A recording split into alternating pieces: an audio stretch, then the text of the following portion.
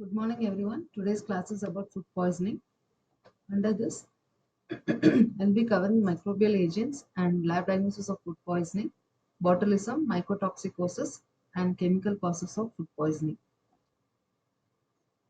So, food poisoning refers to an illness acquired through consumption of food or drink contaminated either with microorganisms or their toxins. It usually results in common source outbreak of diarrhea, and foodborne illnesses is a significant public health problem. It, it is a major cause of morbidity and infrequent cause of mortality. So globally, an estimated 600 million, that is 1 in 10, are affected with foodborne illness, and 4.2 lakh die every year because of food poisoning. Children under 5 years of age carry 40% of foodborne disease burden, with 1.25 lakhs deaths every year.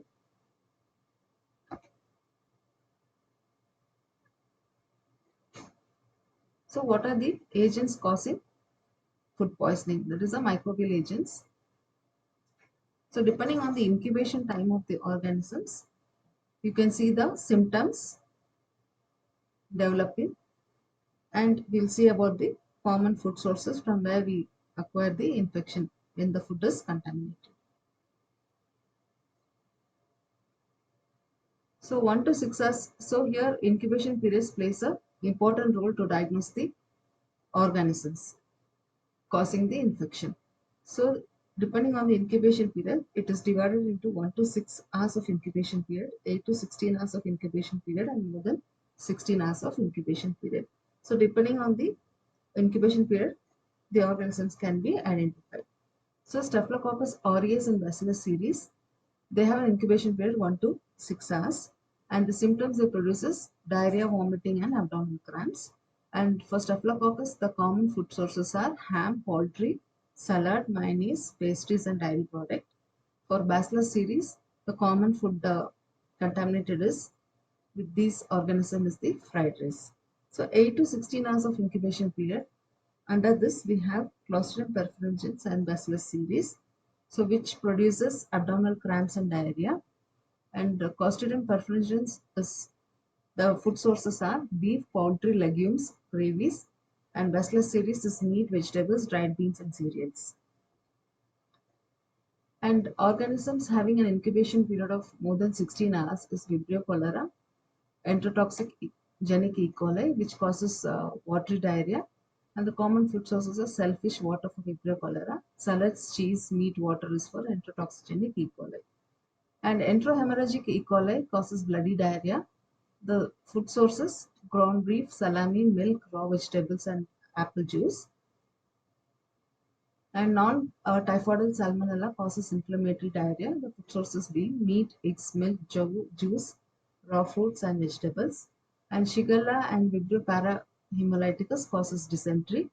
Shigella, the common food sources potato, egg salad, lettuce, raw vegetables. And Vibrio parahemolyticus, it is raw or uncooked shellfish, particularly oysters. And there are a lot of organisms more than 16 hours of incubation period.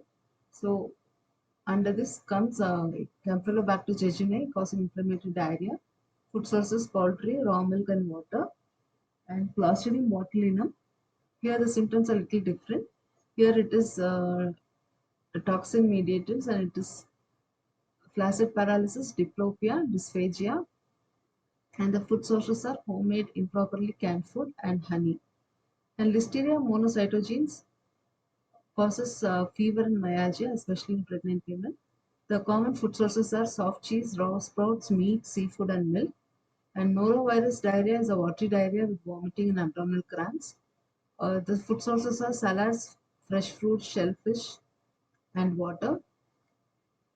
Cyclospora, it is a parasite causing watery diarrhea and abdominal cramps. The food sources are raw fruits and vegetables and herbs. And mycotoxicosis depends on the type of fungal toxins. Example is aflatoxin causes hepatoma. So the mycotoxicosis is nothing but the disease produced by the consumption of food contaminated with the toxins liberated by certain fungi. So the common food sources are nuts, maize, wheat, cereals, etc. So coming to the food poisoning,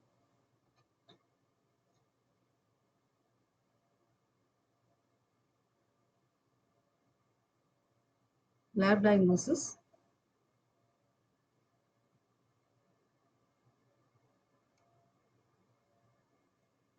So coming to the lab diagnosis of food poisoning, first thing is a meticulous history taking regarding the ingestion of specific foods and at the time of onset of diarrhea after a meal can provide clues to the bacterial cause of illness.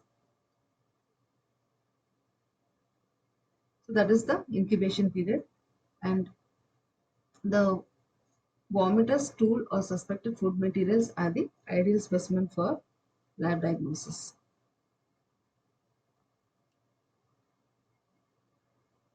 So first thing is the processing of the food specimen. Under this we have viable plate count,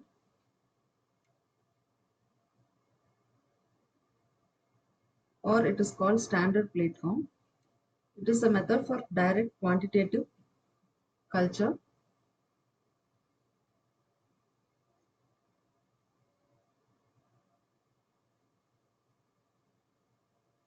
So under this we have food sampling. So food sampling, 10 gram of food material is taken in a sterile container and is homogenized in 90 ml of sterile diluent. That is a Ringer solution. Next, for the food contaminated only on its surface, such as intact vegetable or fruit, 100 grams of food is taken in a sterile container containing 100 ml of sterile water and then shaken well so that all the bacteria present on its surface would come out and are dissolved in water.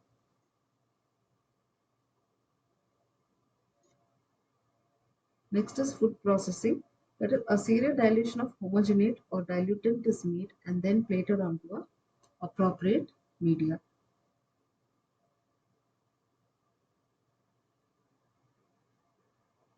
Next is pre-enrichment culture. The pathogenic bacteria from suspected food can be isolated by a agar culture after pre-enrichment, followed by a selective enrichment promoting the growth of a target organism. Next, toxin detection.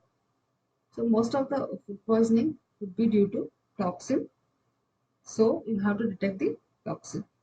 So toxin detection, ELISA-based formats or latex agglutination tests are available for detection of the enterotoxins in the stool, and PCR for detection of the genes coding for enterotoxins. So coming to the treatment of food poisoning, the mainstay of treatment is adequate rehydration and electrolyte supplementation. Either an ORS or intravenous solutions can be given, and other symptomatic treatment like absorbent, example aluminum hydroxide, and anti-secretory agents like bismuth subsalicylate can be given.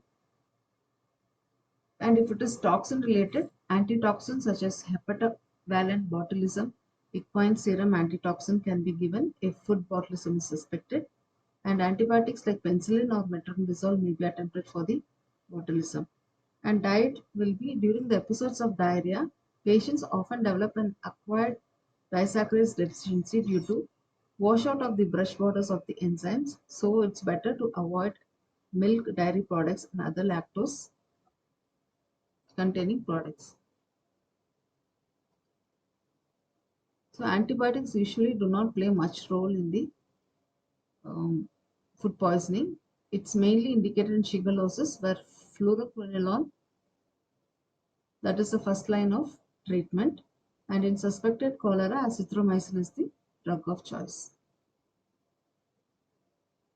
So under food poisoning, the important organism we are going to study is the Clostridium botulinum, and the food poisoning caused by the Clostridium botulinum is called botulism. It's a gram-positive spore-forming obligate anaerobic bacilli. It produces a powerful toxin called botulinum toxin, which causes botulism. It's a rare disease manifested as a various clinical syndrome ranging from food poisoning, wound infection to infant botulism.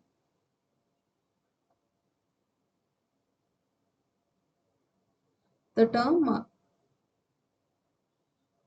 the term is derived from the Latin word botulus, meaning sausage, as poorly cooked sausages were formerly associated with the food poisoning.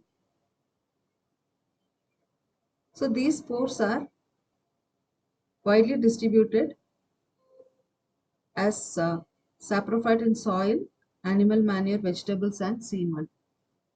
So coming to the pathogenesis, Clostridium botulinum is a non-invasive. Its pathogenesis is due to the production of a powerful neurotoxin called botulinum toxin, probably the most toxic substance known to be lethal to mankind. So it has serotypes, that is, it has 8 serotypes: A, B, C1, C2, D, E, F, and G. Serotypes A, B, E commonly cause human disease, most severe being the serotype A, and all serotypes produce neurotoxin except C2, which produces an enterotoxin. Botulinum toxin type C and D are bacteriophage coded.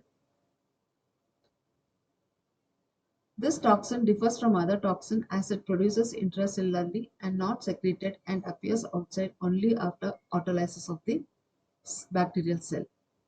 Toxin is synthesized initially as a non-toxic protoxin. It requires trypsin or other proteolytic enzymes to convert it into an active form.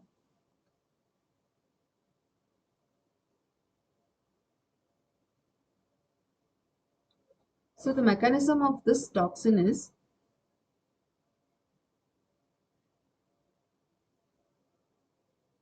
after the entry of the organism, this botulinum toxin is transported via blood to the peripheral cholinergic nerve terminals. The most common nerve terminal sites are the neuromuscular junctions, postganglionic parasympathetic nerve endings, and peripheral ganglia, and it does not affect the CNS. This toxin binds to the acetylcholine receptors on the nerve terminals at neuromuscular junction, which results in the blockage of release of acetylcholine, leading to the flaccid paralysis. So coming to the therapeutic uses of this toxin, as it produces the flaccid paralysis, it can be used therapeutically for the treatment of spasmodic conditions like strabismus, blepharospasm, and myoclonus. And it is also produced by other clostridias like Clostridium butyricum, Clostridium barati, and Clostridium argentinaceae. So recovery is by blocking the acetylcholine release is permanent, but the action is short-lasting as the recovery occurs in 2 to 4 months once the new terminal axons sprout.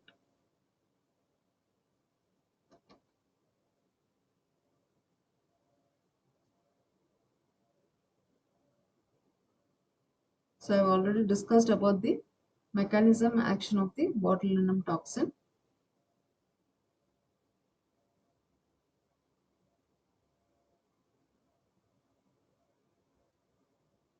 So coming to the clinical manifestations,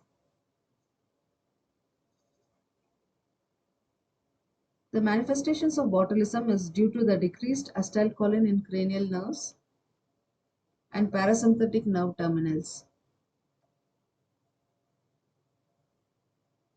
The manifestation appear after an incubation period of 18 to 36 hours. So the manifestations are diplopia, dysphagia, dysarthria, descending symmetric flaccid paralysis of voluntary muscles.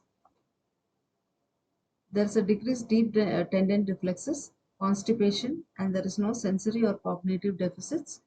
Respiratory pulmonary paralysis may lead to death. Coming to the types of botulism, there are many types of botulism. So the first one is the foodborne botulism. It results from the consumption of the food contaminated with the preformed botulinum toxin. The most common source of it is a homemade, improperly canned or fermented food and beverages. So most cases are sporadic and outbreaks are rare in case of foodborne botulism. Coming to the wound botulism, it results from the contamination of the wounds with Clostridium botulinum spores. It presents like foodborne botulism except for the absence of gastrointestinal features. It can be a recurrent in injection drug users also. Next is the infant botulism. It is the most common type, accounts for 75% of the cases. It results from the ingestion of the contaminated food like honey with spores of Clostridium botulinum, especially in children less than 1 year of age. So, as our tradition, the newborn children will be given honey when they are born. So, the spores germinate in the intestine of the child, releasing the toxin. So, it manifests as an inability to suck and swallow, weakened voice, ptosis, floppy neck, and extreme weakness called floppy child syndrome. Next is, it is a self-limiting and managed by supportive care and assisted feeding. So next type is adult intestinal botulism. So it is rarely seen in patients with suppressed normal flora. Next is iatrogenic botulism, that is results from the injection of overdose of toxin while used for the therapeutic dose, sorry, used as a therapeutic purpose. And inhalational botulism is aerosolization of the spores may occur as an act of bioterrorism. Next, coming to the laboratory diagnosis, it is isolation of the bacilli and toxin demonstration. So, in isolation of the bacilli, gram staining of smears are made from suspected food or feces, which reveals a gram-positive, non-capsulated bacilli with subterminal, oval, and bulging spores. It is motile by peritrichate flagella, and it is cultivated on Robertson cooked meat broth, which is an anaerobic media. So they can be either proteolytic or saccharolytic, turning the meat particles into black and pink respectively. So this Robertson cooked meat media contains meat particles. So when these organisms inoculated into RCM broth, it turns the meat particles into black if it has a proteolytic character, and it turns pink when it has a saccharolytic character. And this growth on the culture media can be confirmed by gram staining and biochemical test, and also by automated methods such as Manditoff. And serotyping is done with the type specific antisera to study about these serotypes. Next, coming to the toxin demonstration, it is by mouse bioassay. The toxins are detected in the specimens from specimens like serum, stool, wound material, etc., or in the samples of ingested food. Here, the specimens are injected into the mouse that develops paralysis into 48 hours, which can be initiated by prior administration of specific antitoxin. The sensitivity of mouse bioassay varies inversely with the time elapsed between the onset of symptoms and sample collection. So, coming to the treatment of botulism, a meticulous intensive care support is needed, such as mechanical ventilation if respiratory paralysis develops. Next, botulinum antitoxin can be administered immediately on the clinical suspicion without waiting for a laboratory confirmation. Earlier the administration, better is the cure rate because antitoxin can neutralize the unbound free toxin molecules.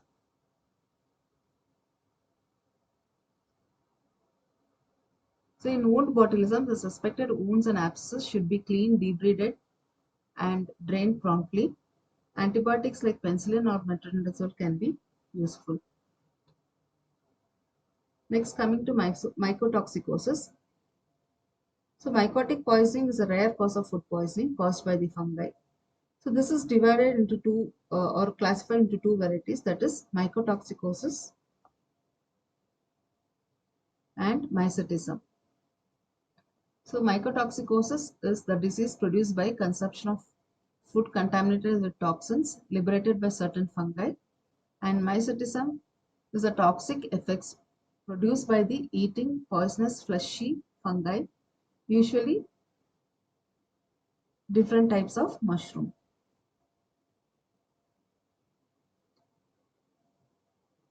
So features of the common mycetism. Features of the common mycotoxicosis.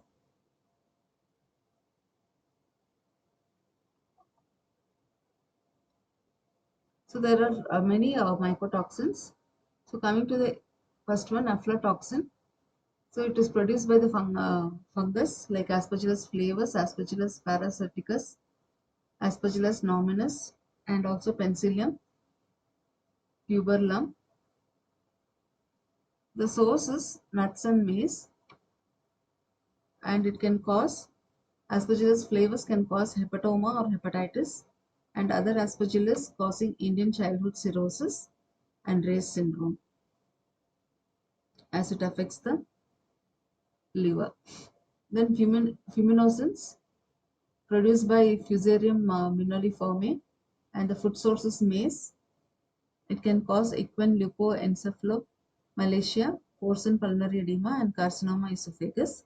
And trichothecenes produced by fungus, that is Fusarium gramineum, and the food source is maize, wheat, and sorghum, which can cause alimentary toxic eulogia and biological warfare, that is yellow rain. And then ochratoxin produced by Aspergillus ochryasis and Aspergillus niger and Penicillium verrucosum. The food source is cereals and bread, and the clinical condition produces the nephropathies, Balkan endemic nephropathy. And next toxin is the cyclopyrazonic acid produced by Aspergillus flavus, Aspergillus versicolor, Aspergillus oryzae, and Penicillium cyclopeum. The food source is groundnut and corn. It can cause Cordova poisoning and co-contaminate with the aflatoxin. And zearalenone produced by Fusarium graminearum, and the source is wheat and maize, causes genital disorder in pigs.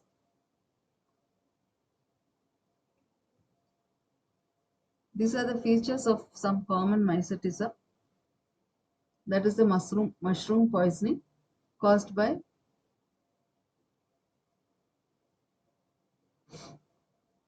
ergot alkaloid. It is produced by this mushroom poisoning is, that is the ergot alkaloid. Here it is produced by the Clavisus purpura, and the food source is the ray flower, and it can cause an Antonis fire. Then coprin poisoning produced by Coprin atramentarius. The food source is butter, and it can cause antibiotic-like reaction. And muscarin produced by Inocybe fastigiata. Food sources is any food source. It can cause cholinergic effects. And ibotenic acid and muscimol produced by Amanita panthera. The source is edible mushroom, causes abdominal pain, vomiting, and diarrhea. And cyclopeptide, which is produced by Emantha phalloides.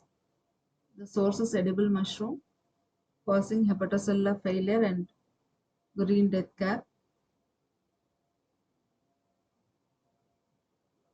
And some chemical causes of food poisoning apart from microbial agents.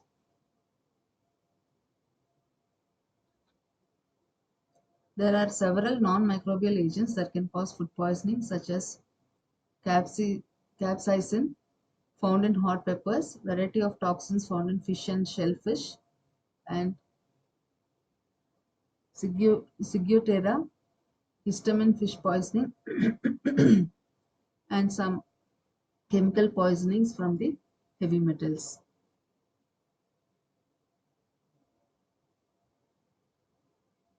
Scombroid food poisoning. It is by Morganella morgagni.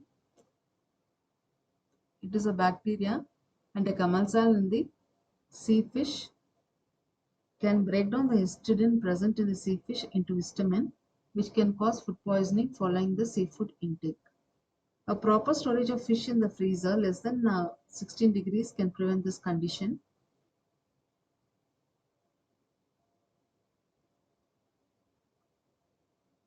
So MCQs for this chapter. Food poisoning is associated with contaminated Chinese fried rice is Bacillus cereus. Strombard food poisoning is due to Morganella morgagni. Thank you.